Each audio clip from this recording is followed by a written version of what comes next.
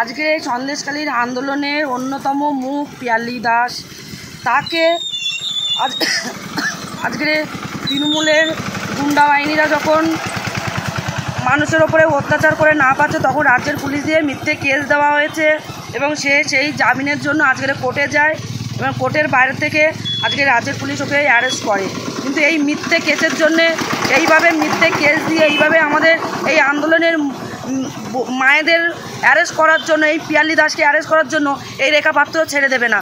কেননা আজকে যে মিথ্যে কেস দিয়ে আজকে যে মাম্পি দাসকে ওরফে পিয়ালি দাসকে অ্যারেস্ট করা হলো, এর জন্য রাজ্যের পুলিশকে উত্তর দিতে হবে। কেননা রাজ্যের পুলিশ আজকে দোষী যারা তাদেরকে অ্যারেস্ট করেনি, আজকে যারা নির্দোষ তাদের নামে, আজকে সন্দেশখালীর মা বোনেরা নির্দোষ তাদের নামে মিথ্যে কেস দিয়ে তাদেরকে অ্যারেস্ট করা হচ্ছে। আজকে শুধু পিয়ালি দাস নয়, এরকম সন্দেশখালীর অনেক মা বোনের নামে এরকম মিথ্যে কেস দেওয়া হয়েছে। তা সেই প্রত্যেকটা মা বোনের হয়ে বলছি, এই রেখাপাত্র দেখে নেবে এই মা বোনেদেরকে মিথ্যে কেস দিয়ে এই পিয়ালি দাসকে আজকের কোর্টে জামিন হতে গিয়েছিল, তাকে মিথ্যে কেস দিয়ে আজকের অ্যারেস্ট করার জন্য রেখাপাত্র তাদেরকে ছেড়ে দেবে না। দেখুন, যত দিন যাচ্ছে যারা যাদেরকে দিয়ে বিজেপি নেতৃত্বরা ফলস ধর্ষণের কেস করেছিল, মিথ্যা নারী নির্যাতনের কেস করেছিল, তারা আস্তে আস্তে মুখ খুলছে। কারণ তারা বুঝেছে যে বিজেপির এই চক্রান্ত গঙ্গাধর কয়াল ফাঁস করেছে। যখন তারা গঙ্গাধর কয়ালের ভিডিওটা পেয়েছে, তারা স্বেচ্ছায় মিডিয়ার সামনে বাইট দিচ্ছে, স্বেচ্ছায় বলছে।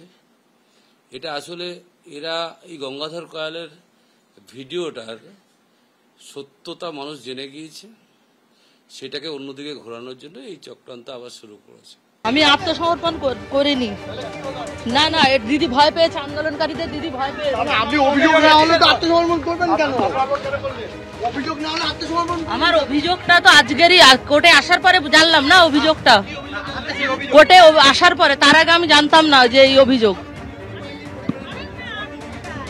তার কোনো প্রমাণ নেই, আমি কোনো হুমকি দেইনি, আমি সৎ পথেই আছি, সত্যের পথেই আছি আমি। না, আমি আমার কোনো ভুয়ো কাগজে অভিযোগ নেই, এমন কোনো প্রমাণ নেই, এমন কোনো প্রমাণ নেই। চক্রান্ত, দিদি আন্দোলনকারীদের ভয় পেয়েছেন, দিদি ভয় পেয়েছেন আন্দোলনকারীদের।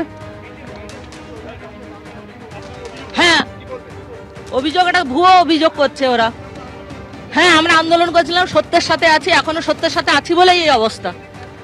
এটা দিদি ভয় পেয়েছেন, ওনার চেয়ার সরে যাওয়ার ভয় পেয়েছে।